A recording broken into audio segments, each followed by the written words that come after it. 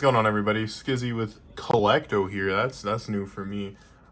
Bringing you one of, if not the best, in my opinion, Orcust deck profiles. This deck is like, it's been rogue for a very long time, but lately, I've done insanely good with it. I played in two back-to duels, and I took second place at both, which feels super bad. I also played this in the remote YCS that took over Pasadena, and I went X3-1. Let's see. I won my first 5 rounds, and then I tied my 6th round, and then we were like 10 hours in at that point, and then I lost the next 3, and it just didn't feel good. So, other than that, let's get into the profile. For starters, we're obviously playing triple Girsu. This is pretty much your best normal summon in the game. For those of you who don't know, because I had people ask me all weekend what this card did. On normal summon, it sends an Orcust or a World Legacy card from deck to grave. And that is really good. However, it also creates a level 1 token that you can turn into Linkuriboh, turn into Galatea. It's just insane combo. Essentially, they can Ash this, and it's fine. You can still end on, like, DPE and whatever other 4 cards you have in your hand. Impermanent Veiler hurts on this. For your other starters, though, we're really only playing 6 starters in the deck. 3 Scrap Recycler. It's not as good, obviously, but it sends stuff. Also, if you open, like, Scrap Recycler, Girsu, if you're feeling ballsy, just normal this and send Brass, and then summon Girsu anyway. But you don't want to, like, you're losing to a hand trap anyway, so if you open both of them, you might as well normal summon the Girsu. If you're in a winning game state, though, or have, like, cross out with both of them in hand, and it's like, Scrap Recycler is fine. It's just a starter. It sends a card from deck to grave. I've never used the shuffle back 2 Earth Machines, but if you have, like, played through all 3 of these, it's a draw 1, which, like, has never come up.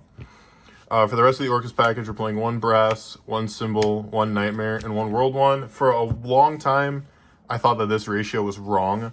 I thought you had to play at least multiples of Nightmare for it to be relevant.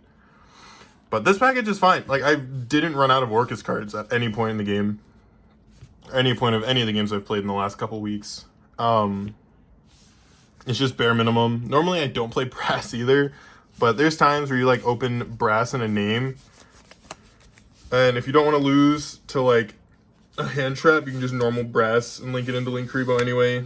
And then summon something from hand and still, like, make Verte, make Galatea, like, the works. I think bare minimum Orcust package is fine. It lets you play more extenders, more hand traps, etc. It was really good, really solid. Would not change anything about it. For hand traps, we're on triple Ash, triple Droll, triple Nib, and 1 Veiler. Funnily enough, I used to play Small World in this deck, and that's why the 1 Veiler's here. However, it is turned into, you'll see later, the 1 Veiler comes up, I promise. 3 Nib and 3 Droll. Super standard. I think Nib is phenomenal this format. I think Droll in the main deck's phenomenal. So many decks, like, get hit by it. Birds specifically, which, like, I think that's the deck's worst matchup, in my opinion, is Birds. Sword Soul Tenyi, they Protoss you. It's, like, it sucks, but I played through 3 Protosses in 1 game and still won. So it's, like, I don't know. You can put up enough interruptions that it doesn't matter.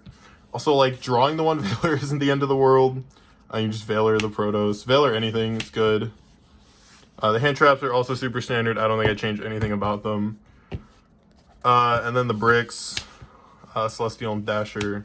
Nothing to say about them. They're just DPE bricks. It's like when people do deck profiles with Dragoon, they're like, oh, we play this because, and we know why. 3 Infinite Permanents for the final hand trap in the deck. Infib is just good. It doesn't trigger talents. Against Sword Soul, you save this for the Protoss every time. I used it before Protoss once and got unbelievably punished. It's just really good. And then double Crescendo. Grind games exist this format, especially with this deck. You're grinding every time. Also, if you open this, and you always set Babel off Galatea, so, like, opening this is really good. I can't justify playing 3 because I'm not playing Foolish Burial Goods. Yeah, also this can be ashed. I've had opponents hold Ash and not Ash this, and it's just crazy. Crescendo's a really good card. And then for the rest of the Orcust cards, we play 1 return, 1 babble. I think this ratio is also fine. Never play more than 1 babble, never play more than 1 return. Because you're playing triple pot of prosperity. You don't want to see these together ever. But seeing this like turn 3 is super relevant, especially since you can set it off Galatea. Prosperity is just clutch. Nothing else to say about it. Digging 6 cards and finding the Fusion Destiny anyway, even after your opponent has like stopped you, it just feels fucking good. Triple Crossout Designator, triple Droplet, triple Fusion Destiny. And it's there's really not much to say either. Droplet is an honorary Orcust card, always will be. Fusion Destiny is just fucking goated. Card's stupid. Crossout Designator, these used to be small worlds, right? And I tested small world at the YCS, and every time I saw it, I hated it. So in the last few weeks, last week after the YCS, I've played at 2 back-to-duels and placed second at both. This card is really good. I'm surprised that it's so cheap. I think you can only play it in mid-range decks. Like in a combo deck, you want to see gas. You don't have the room to like splash a bunch of hand traps. In this list, you do. Yeah, I don't know. I just really like Crossout. I used to hate it. My only loss with this deck at the first back-to-duel was opening triple Crossout, and I just didn't feel good. But Crossout is a really good card. And then we're playing 42. The 42nd card is Mind Control. This can be anything. I just think main deck Mind Control is funny. It comes up, forces literally any negate on the board. So it's like super relevant. I'm playing 42 because I am a firm believer that 42 with Prosperities is the correct number of cards. I've done this since I've played Guru, where 42, you don't see the bricks. Like, you're playing 2 vanilla bricks that you never want to see, and you're playing Prosperity to dig. It's just, I don't know, deck's really consistent. And super solid. Onto the extra deck, though. We're playing 3 Galatea. Yes, that's a super. I don't own the 3rd French ulti yet. I'm not playing mismatched languages, so there's that. 1 Long Girsu and 2 Ding Girsu. I think this Orcust package in the extra deck is correct 100%. Unironically, the Long Girsu comes up a lot. If you don't banish it off Prosperity, I was in a game match against Invoke Dogmatica, and they were just sitting on like defense position, like Ecclesia, and I didn't have a way to directly out it, and I just sent it. Also, Winda gets out it. It's really good. I think Long Gears is fine. I wish Orcustron was better, but it's not. Triple Galatea, you can never change this. It's at 1 in the OCG for a reason. And then 2 Ding is just like standard grind games. You play 1 DP, 1 Verte. It's just the DP package. Standardly, if you don't open Fusion Destiny, 1 Girsu ends you on Galatea Crescendo DP, I'm pretty sure, if I remember the combo correctly. This is just solid. It's just good. This card, without this card, the deck's not good, I promise. DP just hard carried every game. For the rest of the extra deck, we play 1 Linkuriboh, 1 Nightmare, 1 IP, 1 Barricade, 1 Unicorn, 1 Access Code, and 1 Zeus. If I were to change anything about the extra deck to play more utility cards, I'd cut the Zeus immediately. I've never used it. It just evens out the deck. If it comes up, it comes up. Prosperity is just like, you need to banish stuff. And I'm usually banishing. This is always what I banish first. But if it does, I like come up. Sure. Pain Gainer is an option. It's like a cheeky option for this. But that's it for the extra deck. Nearly nothing to say about it. It's super bread and butter. Just super solid, with the exception of Access Code. In the side deck, I'm on triple Twin Twister, triple Dark Ruler, and for the spice, triple Deck Lockdown. For the spells, obviously.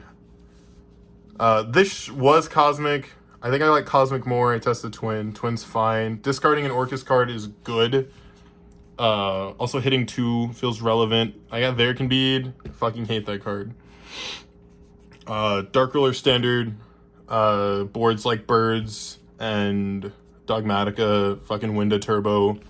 And then this card right here. This card is really good in Orcust. You don't search. You don't special from deck. It is all good. This just prevents you, like, you can only draw cards essentially. And this comes up against Birds, Alistair, Sword Soul Tenyi. Literally any meta deck you can think of gets boned by deck lockdown, and it's amazing. To also help the deck lockdown so you don't lose to blowout cards immediately, I play Triple Appointer, another honorary Orcust card. It doesn't care if your opponent sees your hand, really. Like, you're playing most of your cards anyway. You save like 1 or 2 hand traps, it's fine. Ripping something like an Evenly or a Dark Ruler or just anything relevant from your opponent's hand for a turn is like super good. I played against Bird Up and they only opened Frack as a starter, and I just Appointed, ripped the Frack, and they passed. And it's just really good. Yeah, it's all value. And then to top off the side deck, 1 Red Reboot, 1 Harpy Feather Duster, and 1 Pank. If you want to play 42, literally change the Mind Control for any of these 3, and it's fine. I think main decking Red Reboot's probably more of a better play than Mind Control, just because Harpy's Featherstorm is a card, and going second, you don't have an answer to it. Harpies and Pank, they're just all self-explanatory, really good one-ofs. I shouldn't have to side this in, by the way, Konami, for a combo deck. Harpy's Featherstorm needs to go. But yeah, I mean, no complaints about the list. I think it's super solid, with the exception of Zeus. This can be Cosmic, but you're losing to Lancia anyway. I guess you're not losing, you can still end on like Verte, DPE pass. But you're getting boned by Lancia regardless. So there's no point playing Cosmic, anything that makes additional banishes. Also why I'm not playing Evenly for the back row matchup. I think the deck has a really good back row matchup. It just doesn't matter. DPE just gives you so much value every turn. But other than that, yeah, that's the Orcust list. Like I said, I went X 3-1 at the YCS, and then X1 at my last 2 back to duel events, both being the first one was through, so I played 2 5-round back to duels and placed second at both, ending X1 in both events. So that didn't feel good. Yeah, other than that, I hope you guys enjoyed the deck profile. Please leave me pointers. I've been playing Orcust since it came out, essentially 2019, when they released Nightmare. And Dark Neostorm, they released Nightmare and Ding, and I was like super hype about the deck. And I've just played it since. This will always be one of my favorite decks to play. Harp to 1. I ain't nothing else to say. I'm really bad at deck profiles, but I hope you guys enjoyed. Leave comments down below. Share this, please. I think I'm going to turn the channel into more Yu-Gi-Oh stuff, so that'd be cool. But I've been Skizzy, and that's been it. Peace, peace.